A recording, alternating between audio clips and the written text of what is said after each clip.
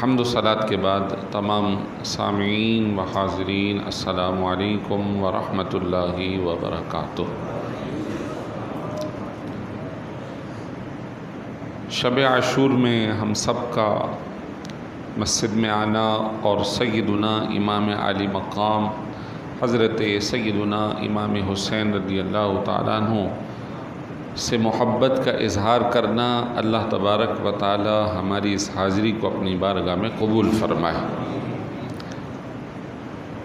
اس امت پر سرکار دو عالم صلی اللہ علیہ وسلم کے احسانات بہت زیادہ ہیں کہ امت ان احسانات کا بدلہ نہیں چکا سکتی، اور خود ذات مصطفیٰ صلی اللہ علیہ وسلم اس امت پر احسان اور نعمت کے طور پر ہی تشریف لائے ہیں کہ اللہ تعالیٰ نے بہت ساری نعمتیں، بہت ساری خوشیاں، بہت ساری ایسی چیزیں جو پچھلی امتوں کو نہیں ملی، اللہ نے اس قوم کو عطا فرمائی۔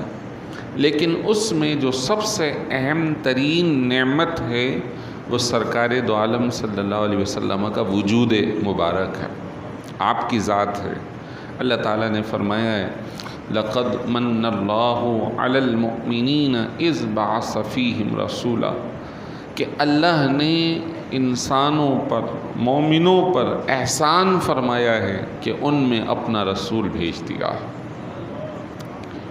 بہت ساری نعمتیں اللہ کی، کہیں پر احسان کی بات نہیں کی گئی۔ اب جب سرکار دو عالم صلی اللہ علیہ وسلم خود ایسی نعمت ہیں کہ جس پر اللہ تعالیٰ نے احسان جتایا ہے، سرکار دو عالم صلی اللہ علیہ وسلم کا وجود ہمارے لیے بہت بڑی نعمت ہے، تو اس وجود سے جو وجود آگے بڑھے وہ بھی اللہ تعالیٰ کی نعمت ہے اس قوم پر۔ ان میں بھی اللہ تعالیٰ نے وہی عبادت، ریاضت، وہی اللہ تبارک و تعالیٰ کی فرما برداری، وہی امت کو سیدھی راہ پر لانا اور آخری دم تک اس کو اپنی زندگی کا مقصود اول بنا لینا۔ ایک واقعے سے آغاز کرتا ہوں۔ سرکار دو عالم صلی اللہ تعالیٰ علیہ وسلم مکہ مکرمہ میں تبلیغ دین فرما رہے ہیں۔ یقیناً یہ بات بالکل نئی تھی اس زمانے میں کہ جب لوگ 360 بتوں کی پوجا کر رہے تھے، ان کو یہ بات کہنا کہ یہ سب تمہارے عقیدے غلط ہیں، ایک اللہ وحدہ لا شریک کی عبادت کرو۔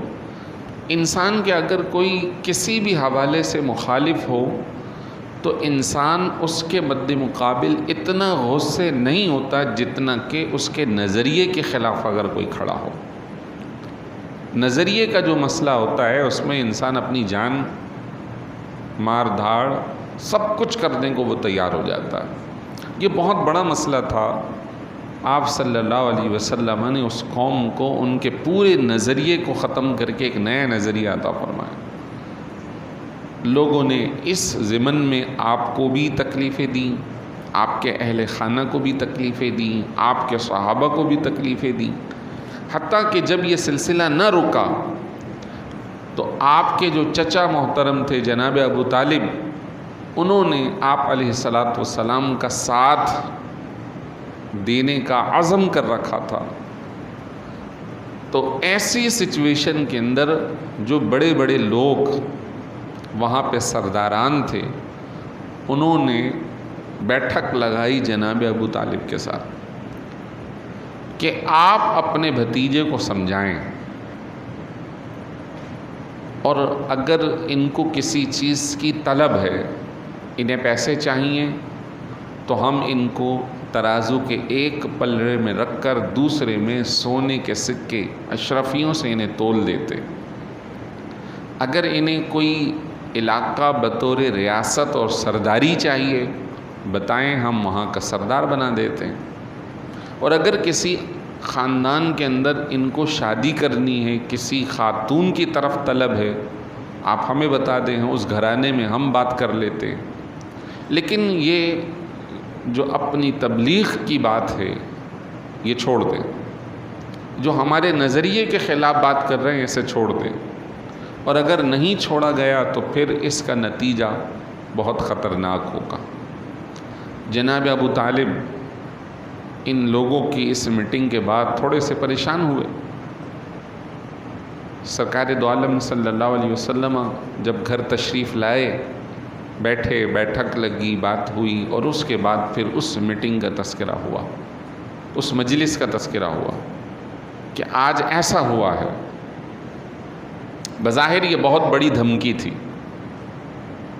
آپ صلی اللہ علیہ وسلم نے اپنے چچا محترم کو کہا کہ اگر آپ میرا ساتھ دے سکتے ہیں تو ٹھیک ہے، نہیں تو میں اپنے اس کام سے پیچھے نہیں ہٹوں گا، میں اپنے اس مقصد سے پیچھے نہیں ہٹوں گا، اور خدا کی قسم اگر یہ میرے ایک ہاتھ میں چاند اور دوسرے میں سورج لا کر رکھ دیں تب بھی اپنے مقصد سے پیچھے نہیں ہٹوں گا، اب چاہے تو اس راہ میں میری جان ہی چلی جائے۔ جبکہ پورا معاشرہ، سرکردہ لوگ، سرداران خلاف ہو رہے ہیں، آپ صلی اللہ علیہ وسلم کی بے باکی اور جرت اور بہادری یہ آپ کی غالب رہتی ہے۔ اور پھر جب جناب ابو طالب نے دیکھا کہ سرکار دو عالم صلی اللہ علیہ وسلم اپنی ہمت اور حوصلے سے تنہا کھڑے ہیں تو انہوں نے کہا کہ بیٹا جو کام کرنا ہے کرو، ہم آپ کے ساتھ ہیں، ہم آپ کے ساتھ۔ اور پھر جناب ابو طالب ہی تھے کہ جن کا ایک علاقہ تھا، جنہیں جو پہاڑیوں کے دامن میں ایک حصہ تھا ان کی ملکیت جائیداد، جسے شعب ابی طالب کہا جاتا ہے، تو مکے والوں نے پھر اس دھمکی کے بعد کام یہ کیا کہ جتنے بھی آپ صلی اللہ علیہ وسلم سے متعلقہ لوگ تھے ان سب کا بائیکاٹ کر دیا۔ نہ کھانا، نہ پینا، نہ شادی، نہ بیاہ، نہ ملاقات، یہ سارے لوگ ایک وادی میں رہنے شروع ہو گئے۔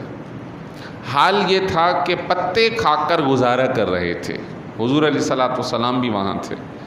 کوئی اگر گندم کسی جانور پر بھی رکھ کر خود نہیں جاتا، اس کو ہنکا دیتا اس پہاڑی کے دامن کی طرف، تو ان کو پتہ چل جاتا تو اس کو بھی پکڑ لیتے تھے کہ یہ بھوکے مر جائیں، ہمارے نظریے کے خلاف نہ آئیں۔ اور یہ ایسے کرتے کرتے 3 سال گزرے ہیں۔ اندازہ کریں کہ آپ صلی اللہ علیہ وسلم اور آپ کے ساتھ دینے والوں نے کس قدر مشقتیں اٹھائیں اس راہ میں، اور اس کے باوجود استقامت کے پہاڑ قائم رہے ہیں اور ان کے مد مقابل جھکے نہیں۔ اور آپ صلی اللہ علیہ وسلم کی شجاعت اور بہادری، اللہ اکبر، کوئی اس کے مد مقابل جمع نہیں ہے۔ کئی ایک واقعات ہیں۔ احد کا موقع، آپ صلی اللہ علیہ وسلم جب احد میں شدید حملہ ہوا ہے پیچھے سے، تو بہت سارے لوگوں کے قدم اکھڑ گئے، لیکن آپ صلی اللہ علیہ وسلم قدم آگے بڑھا کر کہہ رہے تھے اور حملہ کر رہے تھے، اور آپ زبان سے یہ کلمات ادا کر رہے تھے، انا النبی لا کذب انا ابن عبد المطلب، میں اللہ کا نبی ہوں، جھوٹا نہیں ہوں، میں عبد المطلب کا پوتا ہوں، میں پیچھے نہیں ہٹوں گا، میرے میں قدم پیچھے کرنے کا معاملہ نہیں، میں تو آگے بڑھ کر ہی حملہ کرنے والا۔ شجاعت اور بہادری۔ حنین کا موقع کہ جب اچانک سے کفار نے حملہ کر دیا تو مسلمانوں کو تیر جب لگے تو بہت سارے صحابہ پیچھے کی طرف ہٹے، لیکن سرکار دو عالم صلی اللہ علیہ وسلم تھے کہ آگے بڑھ رہے تھے۔ یہ شجاعت اور بہادری۔ طاقت کا مظاہرہ، احزاب کے موقع پر ایک کدال لگتی ہے تو پہاڑ ریزہ ہو جاتا ہے۔ ابو دجانہ کا معاملہ کہ مشہور پہلوان مکے کا، اسے تبلیغ کی، دعوت دی، وہ اس قدر طاقتور کہ کہتا اور اعلان کرتا کہ کوئی مجھے پچھاڑ کے دکھا دے، اور اس قدر مضبوط آدمی کہ اونٹ ذبح ہو، اس کی کھال اترے تو اس کھال پر کھڑا ہو جاتا تھا اور کہتا تھا کسی میں ہمت ہے تو میرے قدم کے نیچے سے کھال نکال کے دکھا دے۔ اس قدر اس کے پاؤں کا زور تھا، لوگ کھینچتے تو کھال دائیں بائیں سے پھٹ جاتی تھی لیکن پاؤں کے نیچے سے نکلتی نہیں تھی، اتنا طاقتور آدمی تھا۔ سرکار نے اسے بھی تبلیغ دین فرمائی، کہنے لگا مان لوں گا اگر مجھے آپ کشتی میں ہرا دیں۔ نبی تو کشتی کے لیے نہیں ہے، نبی تو داؤ پیچ کے لیے نہیں ہے، نبی تو حق بات کو بتانے کے لیے، لیکن سرکار دو عالم صلی اللہ علیہ وسلم نے اسے بچانے کے لیے اس طاقت کا اظہار فرمایا جو اللہ نے عطا فرمائی۔ ابو دجانہ سے ایک ہاتھ کیا اور اچانک سے جو اسے کلٹی دی تو وہ نیچے، وہ حیران رہ گیا کہ مجھے آج تک کوئی ہرا نہ سکا، لیکن آج وہ کہتا ہے دوبارہ، حضور نے دوبارہ پچھاڑا، وہ کہتا ہے تبارہ، حضور نے تبارہ پچھاڑا، اب وہ حضور کا غلام ہو گیا، وہ حضور کا غلام ہو گیا۔ یہ حضور کی طاقت ہے، یہ آپ علیہ الصلاۃ والسلام کی جرت اور بہادری ہے۔ اب یہ جو چند ایک باتیں آپ کے سامنے عرض کی ہیں، یہ ایک خاص مقصد سے بیان کی ہیں۔ خاص مقصد یہ ہے کہ سرکار دو عالم صلی اللہ علیہ وسلم بیمار ہیں اور اسی بیماری کے بعد آپ صلی اللہ علیہ وسلم نے پردہ بھی فرمایا، وصال فرمایا۔ اسی دوران بہت سارے لوگ ملنے آ رہے، عیادت کرنے آ رہے، تو حضرت سیدہ فاطمۃ الزہرا رضی اللہ تعالی عنہا صاحبزادی محترمہ تشریف لاتی ہیں اور ساتھ دونوں حسن اور حسین موجود ہیں۔ آپ صلی اللہ علیہ وسلم کی بارگاہ میں عرض کی کہ میرے ان بچوں کو کچھ عطا کیجیے، میرے ان بچوں کو کچھ عطا کر دیں۔ ویسے تو بہت کچھ عطا کیا، لیکن خصوصی اس موقع پر کچھ عطا فرما دیں۔ تو آپ صلی اللہ علیہ وسلم نے معجم طبرانی جو احادیث کی کتاب ہے اس کی روایت بیان کر رہا ہوں، آپ صلی اللہ علیہ وسلم نے حضرت حسین رضی اللہ تعالیٰ عنہ کے لیے فرمایا کہ میں اپنی وراثت جرت اور سخاوت حسین کو عطا کرتا ہوں، جرت اور سخاوت حسین کو عطا کرتا ہوں۔ اللہ اکبر۔ آپ صلی اللہ علیہ وسلم کی یہ وراثت، آپ علیہ الصلاۃ والسلام کا یہ عطا کرنا، آپ علیہ الصلاۃ والسلام تو دیکھ رہے ہیں نا کہ ان کو کہاں کھڑا ہونا ہے۔ چنانچہ ان کی پیدائش سے پہلے کے واقعات ہیں۔ مشہور حدیث شریف کی کتاب ہے مشکات المصابیح۔ آپ صلی اللہ علیہ وسلم نے ایک خواب دیکھا اور اس خواب کے اندر آپ علیہ الصلاۃ والسلام کو آپ کے نواسے کی شہادت کی تلقین کی گئی، اور ایک روایت یوں آتی ہے کہ آپ کی چچی جو حضرت عباس رضی اللہ تعالیٰ عنہ کی زوجہ ہیں ام الفضل، وہ خواب دیکھتی ہیں اور وہ دیکھتی ہیں کہ آپ صلی اللہ علیہ وسلم کے جسم کا ایک حصہ کٹ گیا اور وہ ان کی جھولی میں گر گیا۔ تو صبح وہ جب بیدار ہوئیں تو آپ کی بارگاہ میں حاضر ہوئیں اور عرض کی میں بہت پریشان ہوں، کیا ہوا؟ عرض کی کہ میں نے آج خواب دیکھا ہے کہ آپ کے جسم کا ایک حصہ کٹ کر میری جھولی میں گر گیا۔ آپ صلی اللہ علیہ وسلم نے فرمایا اس کی تعبیر یہ ہے کہ فاطمہ کے یہاں ایک بچے کی ولادت ہوگی جو کہ تمہاری گود میں آئے گا،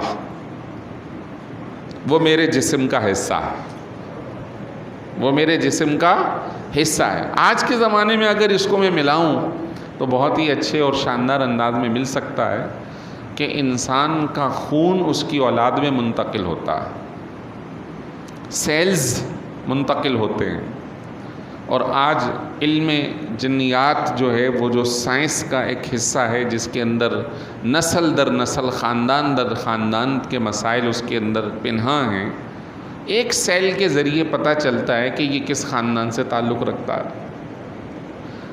جزئیت سرکار دو عالم صلی اللہ علیہ وسلم کی ان کی اولاد میں منتقل ہوئی ہے۔ تو آپ فرما رہے ہیں کہ وہ میرا بیٹا ہے جو تمہاری گود میں آئے گا۔ واقعی ایسا ہوا، ولادت سے پہلے بتایا بیٹا ہے، اور اللہ تعالیٰ نے حضرت امام حسین کو پیدا فرمایا۔ پیدا ہونے کے بعد وہ ام الفضل کے پاس پہنچی۔ جب ام الفضل کی گود میں موجود ہیں، کچھ عرصہ ان کے پاس بھی رہے، تو آپ صلی اللہ علیہ وسلم نے ایک دن ان کو دیکھ کر ام الفضل کو فرمایا کہ مجھے جبریل امین نے یہ بات بتائی ہے، مشکات کی حدیث، کہ میری امت کے کچھ فرد میرے اس نواسے کو شہید کر دیں گے، یعنی ان کی شہادت کا پہلے بتا دیا۔ اب جس کے بارے میں پتہ ہو کہ اس کا مقام یہ پہنچے گا، تو سرکار دو عالم صلی اللہ علیہ وسلم انہی کو فرما رہے ہیں کہ میں نے اپنی سخاوت اور جرت حسین کو عطا کر دی۔ اور پھر آپ صلی اللہ علیہ وسلم حضرت امام حسین کو بچپن سے تربیت دے رہے ہیں۔ چھوٹے ہیں، کھجور کا دانہ منہ میں ڈال لیا، نکال دو۔ آج سے تربیت ہو رہی ہے کہ ہم نے کسی مال کی طرف لالچ نہیں کرنی ہے، جس طرح آپ علیہ الصلاۃ والسلام نے لالچ کو قبول نہیں فرمایا۔ آپ صلی اللہ علیہ وسلم بچپن میں اپنی زبان ان کے منہ میں ڈال رہے ہیں تاکہ یہ بات ان کے شرست میں، ان کے اخلاق میں داخل ہو جائے کہ جب موقع حق بیانی کا آئے تو اس زبان میں لڑکھڑاہٹ نہ ہو۔ تو دیکھا کہ اس موقع پر ریاست کا سربراہ ہر حوالے سے آپ کو جھکانا چاہتا ہے، لیکن آپ کی زبان سے حق ہی ظاہر ہوتا ہے، حق ہی ظاہر ہوتا ہے۔ اس وقت جب بہت سارے لوگ خاموش ہو گئے، حضرت امام حسین رضی اللہ تعالی عنہ نے اس وقت قیام کیا، اس حاکم کے سامنے کھڑے ہوئے، فرمایا کہ افضل ترین جہاد یہ ہے کہ کلمہ حق ظالم بادشاہ کے سامنے کہا جائے۔ الکلمۃ الحق عند السلطان الجائر، یہ جو عند السلطان الجائر ظالم بادشاہ، ظالم کسے کہتے ہیں؟ جو ناحق ہو۔ وہ ناحق کیا تھا جو یزید کی جانب سے تھا؟ وہ ناحق یہ تھا کہ یزید نے اسلامی جو تعلیمات تھی اس کی کھلا مخالفت شروع کر دی تھی۔ یزید سے قبل ان کے والد ریاست کے بڑے تھے، وہ حضرت سیدنا امیر معاویہ، وہ صحابی رسول تھے، ان کی تربیت ہوئی بھی تھی۔ ان سے قبل چاروں خلفائے راشدین تھے، اور حضرت امام حسین نے تو سرکار کا زمانہ دیکھا ہے، خلفائے راشدین کا زمانہ دیکھا ہے۔ وہ کب کسی ایسے شخص کو اپنا حاکم تسلیم کر لیں کہ جو کھلا اس پرانی رسم، اس پرانی روایات، اس طریقہ نبوی سے الگ ہو رہا ہو۔ اچھا، اس نے کیا کیا؟ آخر وہ کیا بات تھی؟ بعض لوگ یہ کہتے ہوئے نظر آتے ہیں کہ حضرت حسین کو کوئی مالی معاملہ تھا، کوئی ریاست چاہیے تھی۔ تو میں آپ سے عرض کروں، سخاوت جو حضور نے عطا فرمائی تھی، آپ کا روزینہ، آپ کا سالانہ آمدن کا معاملہ 2 لاکھ اس زمانے میں سونے کے سکے ہوا کرتے تھے، اور اس زمانے کے اندر کوئی اگر گھر کے باہر صدا بھی لگاتا تھا تو آپ 10-10 ہزار سونے کے سکے اسے تحفے میں دے دیا کرتے تھے، اور کہتے تھے کہ اگر کاش میرے پاس اس وقت اور زیادہ ہوتا تو تجھے وہ بھی عطا کر دیتا، وہ بھی عطا کر دیتا۔ یہ واقعہ بڑا مشہور ہے کہ حضرت حسن، حسین اور حضرت جعفر طیار کے صاحبزادے حضرت عبداللہ، یہ تینوں ہم عمر ہیں، اور حضرت عبداللہ جو حضرت جعفر طیار حضرت علی کے بھائی ہیں، یہ انہی کے 2 بیٹے شہدائے کربلا میں شامل ہیں، اون و محمد، اون بن عبداللہ، محمد بن عبداللہ۔ جو عبداللہ ہیں وہ حضرت جعفر طیار کے صاحبزادے ہیں۔ اون و محمد حضرت امام حسین کے ہر وقت کربلا میں ساتھ کھڑے رہے، حتیٰ کہ جام شہادت نوش کیا۔ یہ تینوں بزرگ حسن، حسین اور عبداللہ رضی اللہ تعالیٰ عنہ حج کے لیے جا رہے ہیں۔ عبادت کا عالم یہ کہ پیدل سفر کر کے حج پہ جایا کرتے تھے۔ 1 سال نہیں، 2 سال نہیں، 25 سال مسلسل مدینہ منورہ سے پیدل مکہ مکرمہ جاتے تھے، حج بیت اللہ کرتے تھے، پیدل واپسی آیا کرتے تھے۔ سواری کی ان کو کمی نہیں تھی، سواری کی انہیں کمی نہیں تھی۔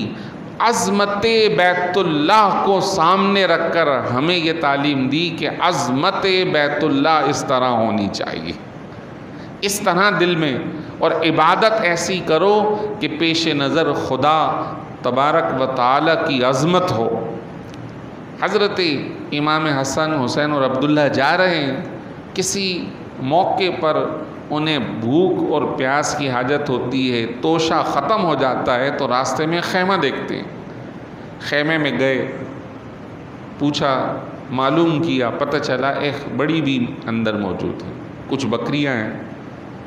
کہا کہ ہم مسافر ہیں، مدینہ منورہ سے آئے ہیں، اور بتایا کہ سرکار دو عالم صلی اللہ علیہ وسلم کے نواسے ہیں۔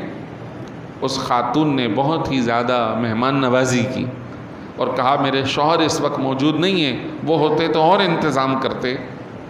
وہ کیا مہمان نوازی تھی؟ جو بکریاں تھیں ان کا دودھ نکالا اور تازہ تازہ انہیں فراہم کر دیا۔ انہوں نے وہ پیا اور پھر رخت سفر باندھ لیا، پہنچ گئے۔ جاتے ہوئے کہہ گئے اگر کبھی ضرورت ہو تو مدینہ منورہ آ جانا، نام بھی بتا دیا۔ اب حج کر کے چلے گئے، کچھ عرصے کے بعد واقعتاً انہیں ضرورت پیش آ گئی۔ انہوں نے کہا کہاں جائیں؟ کہا انہی کے پاس چلتے ہیں۔ ڈھونڈتے ہوئے مدینہ منورہ پہنچ گئے، پوچھتے پوچھتے حسن حسین اور حضرت عبداللہ ان کے گھر پہنچے۔ آپ صلی اللہ علیہ وسلم نے تو ویسے ہی سخاوت عطا کی، حضرت حسن نے 20,000 سونے کے سکے عطا فرمائے۔ پیا کیا تھا؟ دودھ کے 1-2 پیالے، 20,000۔ پھر حضرت حسین کے گھر بھیج دیا، جاؤ ادھر اور ان سے کہنا کہ میں نے اتنے دیے تو آپ بھی اتنے دو۔ حضرت امام حسین نے بھی 20,000 سونے کے سکے انہیں عطا کیے، اور ان دونوں نے پھر، یعنی حضرت امام حسن حسین نے دونوں نے دے دیا تو حضرت امام حسین نے کہا ہمارے ساتھ تیسرے بھی تھے عبداللہ، ان کے گھر بھی جاؤ۔ ان کے گھر گئے تو انہوں نے 10,000 سونے کے سکے دیے، پیے تھے 2-3 پیالے۔ ان سخاوت والوں نے 50,000 سونے کے سکے ان بڑی میاں کو دے دیے۔ آپ اندازہ کریں کہ اللہ تبارک و تعالیٰ نے ان کو کتنی سخاوت عطا کی تھی۔ ان کو مال کی حاجت نہیں تھی، ان کو کسی علاقے کی حاجت نہیں تھی۔ یہ کیوں باہر نکلے تھے؟ اس وجہ سے کہ وہ حاکم وقت شریعت اسلامی کی کھلم کھلا خلاف ورزی کر رہا تھا۔ کیا خلاف ورزی کی؟ وہ یہ تھی کہ یزید سر عام شراب پینا شروع کر رہا تھا، شراب پی رہا تھا، شراب کو پروموٹ کر رہا تھا، جو کہ اللہ کے حکم کی صریح خلاف ورزی ہے۔ آج ہم امام حسین کا نام لیتے ہیں، اور جو لوگ خصوصی طور پہ نام لے رہے ہیں آج کل، آپ دیکھیں کہ ان میں سے اکثریت شراب کے کاروبار میں مبتلا، سود کے کاروبار میں مبتلا۔ تو حضرت امام حسین تو اپنی جان اور اپنے خاندان کو قربان کرنے کے لیے اس میدان میں اتر آئے کہ حاکم شریعت اسلامی کی خلاف ورزی کر رہا، اور یہ ہو نہیں سکتا کہ ہم رسول اللہ صلی اللہ علیہ وسلم کے دین کے پاسبان ان کی حمایت کریں۔ اور خصوصی طور پہ یزید نے کچھ لوگوں کو بھیجا تھا کہ ان سے میری بیعت لو، مجھے حاکم مانے، میرے ماتحت ہو جائیں۔ آپ نے کہا نہیں، بیعت کا مطلب ہے ہماری حمایت تمہارے لیے۔ یہیں پر میں عرض کروں گا کہ جنہیں ہم ووٹ ڈالتے ہیں ان کے بارے میں سوچ سمجھ کر ووٹ ڈالیں، کہ ہمارا ووٹ ڈالنا ان کے لیے حمایت ہے، اور کل کو اگر وہ کوئی غلط کام کرتے ہیں تو ہماری حمایت ان کے ساتھ ہے، کیونکہ ہم نے اسے ووٹ ڈالا ہے، ہم اس کے اندر شامل ہو رہے ہیں۔ کوئی کہے کہ پھر تو یہ نظام کیسے ہوگا؟ تو ہم اس بندے کا انتخاب کریں جو دین کی طرف، اسلام کی طرف رغبت رکھتا ہو۔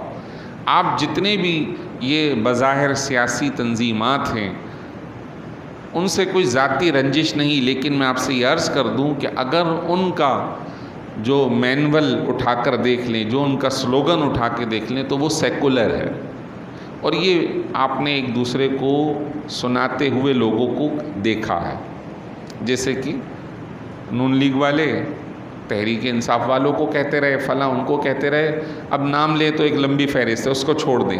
اکثر اور بیشتر یہ سیکولر سسٹم ہے کہ جس کے اندر دین کی بات نہیں ہے، سیکولر رہیں گے۔ دیکھیے اسلام، اگر اسلام کا نام لیا جائے، اسلام کی بات کی جائے، تو اسلام سیکولر نظام سے زیادہ بہتر ہے، عادلانہ نظام ہے۔ سیکولر کہہ کر یہ اس بات کو ظاہر کرتے ہیں کہ ہم غیر مسلموں کے خلاف نہیں ہیں، تو اسلام کب غیر مسلموں کے خلاف ہے؟ اسلام اگر اس کو صحیح طور پہ نافذ کریں تو اسلام تو مسلمانوں کا بھی محافظ ہے، اسلام تو غیر مسلموں کا بھی محافظ ہے۔ کیا وہ زمانہ نہ تھا کہ جب محمد بن قاسم آئے اور واپس جا رہے تھے تو اہل سندھ کہہ رہے تھے کہ آپ کیوں واپس جا رہے ہو؟ کیا وہ زمانہ نہیں تھا کہ جب حضرت عمر فاروق اسلامی ریاست کو پروموٹ کر رہے تھے، اسلامی ریاست کے سربراہ تھے، جس علاقے میں تھے، جب اس علاقے کو خالی کرتے تھے وہ لوگ کہتے تھے کہ کاش آپ واپس نہ جاتے، کہ آپ کی وجہ سے ہمارے علاقے کے اندر عادلانہ نظام نافذ ہو گیا۔ اس وقت کے لوگ جو بادشاہ تھے، ریاست کے دیگر ممالک کے لوگ تھے، وہ لوگوں کو چوس رہے تھے۔ آپ ذرا دیکھیں کہ کس طرح ہمارے ملک کے اندر ٹیکسز بھرمار لگا دیے ہمارے اوپر۔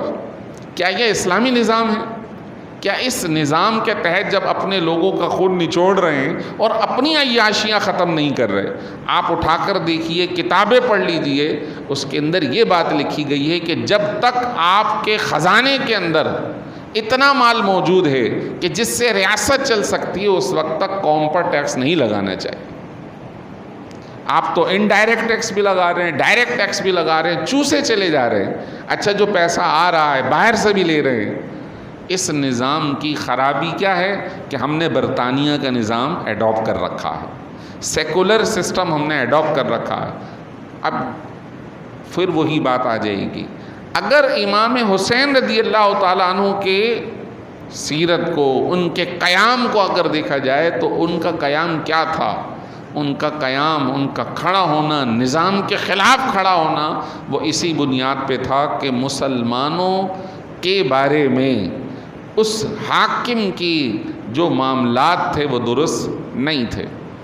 اس بنیاد پہ آپ نے بیعت نہیں کی، آپ نے حمایت نہیں کی، اور حمایت نہ کر کے ظالم آپ کو اپنے سرنگو کرنے کی بھرپور کوشش کرتا رہا، حتیٰ کہ اس نے دائیں بائیں سے لوگوں کو جمع کر کے آپ کا پانی بند کیا، آپ کے بچوں کو شہید کیا، آپ کے رفقا کو شہید کیا، لیکن آپ رحمت اللہ تعالیٰ علیہ، آپ رضی اللہ تعالیٰ عنہ کی بہادری میں، جرت میں، دلیری میں ذرا فرق نہیں آیا، ذرا فرق نہیں آیا، اور آپ اس نظام کے خلاف کھڑے ہوئے، اور آج ہمیں درس دے گئے کہ تم اچھے نظام اور حق بات کی ہمیشہ حمایت کرو، لیکن اگر کوئی غلط بات کی جا رہی ہے تو آپ کو حمایت نہیں کرنی ہے۔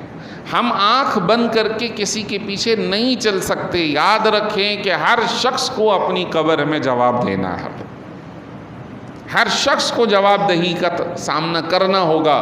کسی ایک ایسی بات جو کہ وہ درست نہیں تھی، اس کی حمایت کل کو ہمارے لیے پکڑ کا باعث ہو جائے گی۔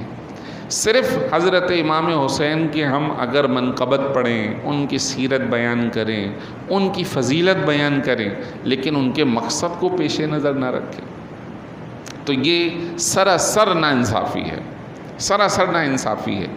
صرف لنگر پر گزارا نہیں، صرف شربت اور سبیل پر گزارا نہیں، بلکہ ان کی سیرت کو دیکھیے، ان کو کسی چیز کی کمی نہیں تھی، انہوں نے صرف و صرف حق بات کے لیے قیام کیا، کھڑے ہوئے اور ظالم کے سامنے کھڑے ہو گئے۔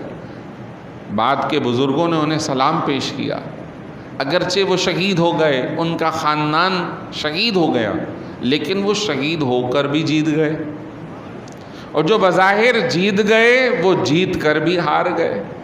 آج یزیدیت کو ماننے والا کوئی نہیں، حسینیت کو ماننے والے پوری دنیا میں موجود ہیں۔ نہ صرف مسلمان بلکہ غیر مسلم بھی اس نظریے کو بیان کرتے ہوئے نظر آتے ہیں۔ بادشاہ است حسین، شاہ است حسین، بادشاہ است حسین، دین است حسین، دین پناہ است حسین۔ اصل تو بادشاہ یہ ہیں جو دلوں پر رائج کر رہے ہیں، دلوں پر ان کا قیام ہے۔ تو میرے دوستو، میری بات اگر کوئی بری لگی ہو تو اس سے معذرت ہے، لیکن پیغام حسینیت یہی ہے کہ آپ اور ہم سب مل کر حق بات کی ہی بات کریں، حق کا ہی ساتھ دیں، اور اگر کوئی غلط ہمارے سربراہوں میں کوئی کر رہا ہے تو ہمیں چاہیے کہ ہم اس کے خلاف بات کریں، ورنہ کل کو ہمارا بھی گریبان پکڑا جائے گا۔ اس کی مثال دیتا ہوں کہ کئی ایک بزرگوں کا تذکرہ آتا ہے کہ غلط باتیں جب منسوب کی گئیں تو وہ اس کے سامنے انہوں نے سر نہیں جھکایا۔ کیا دین اکبری کا نام تو سب نے سنا ہے، اور شیخ سرہندی فاروقی مجدد الف ثانی کا نام بھی سب نے سنا ہے۔ اس زمانے کے اندر جب وہ اپنے علاقے میں اپنی من مانی کر رہا تھا تو یہ بزرگ کھڑے ہو جاتے اور نہیں، اس کی بات کو تسلیم نہیں کرتے، بالآخر سزائیں ہوتی ہیں، اندھیری کال کوٹری میں ڈال دیا جاتا ہے، لیکن اس کے باوجود حق بات کا ساتھ دیتے ہیں۔ اور پھر وہی ہوا کہ ایک بندے کے قیام نے اکبر کو سیدھا کر دیا، اور پھر ریاست کے اندر وہ جو خرابی اور جو ایک غلط روش شروع ہو رہی تھی، اللہ تعالیٰ نے ایک مجدد الف ثانی رحمۃ اللہ تعالیٰ علیہ کی برکت سے اس خرابی کو دور فرما دیا۔ اگر وہ بھی سر جھکا لیتے تو پھر ہندوستان، پاکستان، یہ جو ایشیا کا حصہ ہے، اس میں آپ دیکھ سکتے ہیں اب بھی جو لوگ ہندوستان میں رہتے ہیں بہت سارے ماشاءاللہ مضبوط مسلمان ہیں، لیکن بہت سارے ایسے بھی ہیں کہ جو صرف نام کے ہیں۔ یہ کتنے ایکٹروں کے نام آتے ہیں جن کے گھروں میں مندر بھی موجود ہیں، جن کے گھروں کے اندر بیویاں ہندو بھی ہیں، عیسائی بھی ہیں۔ کیا یہ دین کی تعلیم ہے؟ کیا یہ اسلامی نظریہ ہے؟ کیا یہ اسلامی بات ہے؟ یہی تو بات اس سے چل رہی تھی اکبر سے۔ اگر اس وقت مجدد الف ثانی نہ کھڑے ہوتے تو پھر اس نے تو عام اعلان کر دیا تھا گائے کی قربانی نہیں ہوگی۔ سب نے مان لیا کہ اکبر بادشاہ نے کہہ دیا، لیکن آپ نے کہا نہیں، یہ تو شاعر اسلام ہے، آپ اس کو کیسے ختم کر سکتے ہو؟ اسی طرح آج بھی اور آئندہ بھی جو لوگ دوسرے نظام سے متاثر ہیں وہ ایسے کام کرتے رہیں گے جس سے اسلام کی بنیادی باتیں مٹنے کی طرف جا رہی ہوں گی۔ تو اس موقع پر حضرت امام حسین کا پیغام یہی ہے کہ حق کی بات کہی جائے، حق کا ساتھ دیا جائے، حق گوئی کی جائے، اور اس حق گوئی میں یقیناً مشقتیں آتی ہیں۔ یہ راہ استقامت کی ہے، اور اسی کے لیے سرکار دو عالم صلی اللہ علیہ وسلم نے انہیں اپنی سخاوت بھی عطا فرمائی اور جرت بھی عطا فرمائی۔ اللہ تبارک و تعالی حضرت سیدنا امام علی مقام، ان کے رفقا جو راہ حق کے شہید ہیں، اللہ انہیں جنت الفردوس میں اعلیٰ مقام عطا فرمائے، اور ان کی سیرت پہ چلتے ہوئے کتنے ہی بزرگوں کو توپ کے منہ پر رکھ کر انگریزوں نے اڑایا، غیر مسلموں نے شہید کیا، لیکن وہ حق گوئی میں ثابت قدم رہے، اللہ ان کو بھی جنت میں اعلیٰ مقام عطا فرمائے۔ وآخر دعوانا ان الحمد للہ رب العالمین۔